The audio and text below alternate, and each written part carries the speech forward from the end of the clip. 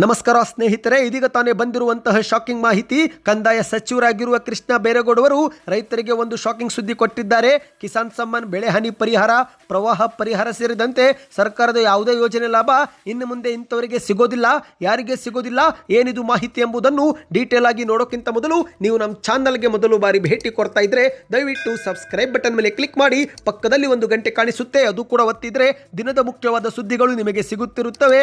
ವಿಡಿಯೋಗೆ ಲೈಕ್ ಮಾಡ್ತಾ ದಯವಿಟ್ಟು ವಿಡಿಯೋ ಪೂರ್ತಿಯಾಗಿ ನೋಡಿ. ಹೌದು ಸ್ನೇಹಿತರೆ, ಇಂದು ರೈತರಿಗಾಗಿ ರಾಜ್ಯ ಮತ್ತು ಕೇಂದ್ರ ಸರ್ಕಾರ ಹಲವಾರು ಯೋಜನೆಗಳನ್ನು ಜಾರಿಗೆ ತಂದಿದೆ.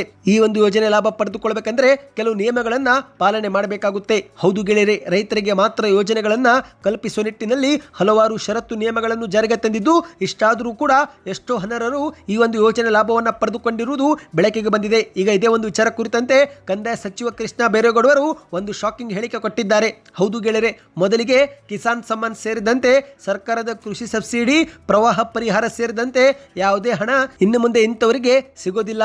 ಹೌದು, ಮೃತರಾಗಿರುವ ವ್ಯಕ್ತಿ ಹೆಸರಲ್ಲಿರುವ ಜಮೀನಿನ ಮೇಲೆ ಕಿಸಾನ್ ಸಮ್ಮಾನ್ ಸೇರಿದಂತೆ ಪರಿಹಾರ ಹಣ ಮತ್ತು ಕೃಷಿ ಸಬ್ಸಿಡಿ ಯಾವುದೂ ಕೂಡ ವಾರಸುದಾರರಿಗೆ ಇನ್ನು ಮುಂದೆ ಸಿಗುವುದಿಲ್ಲ ಎಂದು ಕಂದಾಯ ಸಚಿವ ಕೃಷ್ಣ ಬೈರೇಗೌಡವರು ಹೇಳಿಕೆಯನ್ನು ಕೊಟ್ಟಿದ್ದಾರೆ.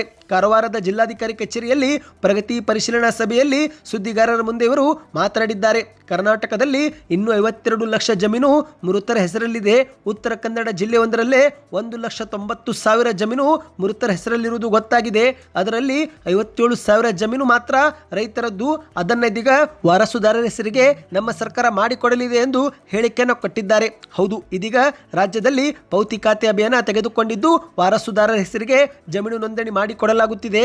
ಇನ್ನು ಪೌತಿ ಖಾತೆ ಅಭಿಯಾನ ಮುಗಿದ ಬಳಿಕ ಪೋಡಿ ಮುಕ್ತ ಗ್ರಾಮ ಅಭಿಯಾನವು ಕೂಡ ತೆಗೆದುಕೊಳ್ಳುತ್ತೇವೆ.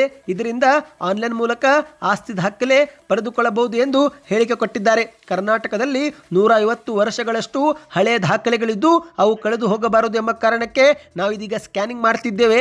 ಈಗಾಗಲೇ 33% ಕೆಲಸ ಮುಗಿದಿದ್ದು, ಇದು ಪೂರ್ಣಗೊಂಡ ನಂತರ ಜನರು ಮನೆಯಲ್ಲೇ ಕುಳಿತು ಅರ್ಜಿ ಹಾಕಿ ಆಸ್ತಿ ದಾಖಲೆ ಪಡೆದುಕೊಳ್ಳಬಹುದು ಎಂದು ಹೇಳಿದ್ದಾರೆ. ಕರ್ನಾಟಕ ರಾಜ್ಯದಲ್ಲಿ ಮಾಹಿತಿ ಪ್ರಕಾರ 11 ಲಕ್ಷಕ್ಕೂ ಅಧಿಕ ಜನರು ಹಲವು ಯೋಜನೆ ಅಡಿಯಲ್ಲಿ ಅನಧಿಕೃತವಾಗಿ ಮಾಸಾಶನ ಪಡೆಯುತ್ತಿರುವುದು ಗೊತ್ತಾಗಿದೆ. ಈ ಬಗ್ಗೆ ಪರಿಶೀಲನೆ ಮಾಡಿ ಕ್ರಮ ತೆಗೆದುಕೊಳ್ಳುತ್ತೇವೆ ಎಂದಿದ್ದಾರೆ. 60 ವರ್ಷ ವಯಸ್ಸಿಗಿಂತ ಕಡಿಮೆ ಇರುವ ಲಕ್ಷಾಂತರ ಜನರು ವೃದ್ಧಾಪ್ಯ ವೇತನ ಪಡೆಯುತ್ತಿರುವುದು ಕೂಡ ಮಾಹಿತಿ ಆಧಾರ್ ಕಾರ್ಡ್ ಸೀಡಿಂಗ್ ನಿಂದ ಕಂಡು ಬಂದಿದೆ. ಅವರ ವಿರುದ್ಧ ಕೂಡ ಕ್ರಮ ತೆಗೆದುಕೊಳ್ಳಲಾಗುವುದು ಎಂದು ಹೇಳಿದ್ದಾರೆ. ಒಟ್ಟಿನಲ್ಲಿ ಸ್ನೇಹಿತರೆ, ಮುಂಬರುವ ದಿನಗಳಲ್ಲಿ ಮೃತ ವ್ಯಕ್ತಿ ಹೆಸರಲ್ಲಿ ಜಮೀನಿದ್ರೆ ಕಿಸಾನ್ ಸಮ್ಮಾನ್ ಸೇರಿದಂತೆ ಯಾವುದೇ ಸೌಲಭ್ಯ ಸಿಗೋದಿಲ್ಲ ಎಂದು ಸಚಿವರು ಸ್ಪಷ್ಟಪಡಿಸಿದ್ದಾರೆ. ಅಂದ ಹಾಗೆ ಈಗ ಕೇಂದ್ರ ಸರ್ಕಾರ 20ನೇ ಕಂತು ಶೀಘ್ರವೇ ಬಿಡುಗಡೆ ಮಾಡಲಿದೆ. ಹಾಗಾಗಿ ರೈತರು ಈ KYC ಪ್ರಕ್ರಿಯೆ ಸೇರಿದಂತೆ ಭೂ ದಾಖಲೆಗಳನ್ನು ಸರಿಪಡಿಸಿಕೊಳ್ಳಿ. ಮಾಹಿತಿ ಇಷ್ಟವಾಗಿದ್ದರೆ ವಿಡಿಯೋಗೆ ಲೈಕ್ ಮಾಡಿ. ಮುಂಬರುವ ಮಾಹಿತಿ ಬೇಕಂದ್ರೆ ನಮ್ಮ ಚಾನಲ್ಗೆ ಸಬ್ಸ್ಕ್ರೈಬ್ ಮಾಡ್ತಾ ಪ್ರತಿಯೊಬ್ಬರು ವಿಡಿಯೋಗೆ ಲೈಕ್ ಮಾಡಿ ಮತ್ತು ಸಪೋರ್ಟ್ ಮಾಡಿ. ಸಬ್ಸ್ಕ್ರೈಬ್ ಮಾಡಿ, ವಿಡಿಯೋ ಶೇರ್ ಕೂಡ ಮಾಡಿ.